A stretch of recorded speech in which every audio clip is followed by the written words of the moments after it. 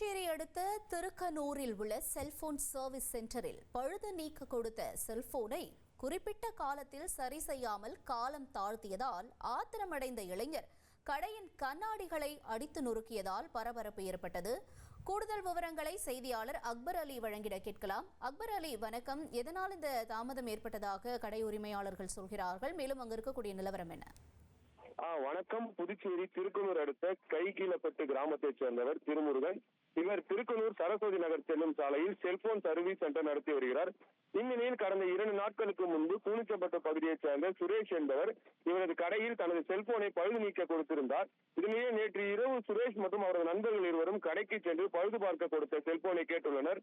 அப்போது செல்போன் இன்னும் சரி செய்யப்படவில்லை என கூறி கடைக்காரர்கள் தெரிவித்ததால் ஆத்திரமடைந்த சுரேஷ் கடையின் கண்ணாடியை உடைத்து சேதப்படுத்தியுள்ளார்.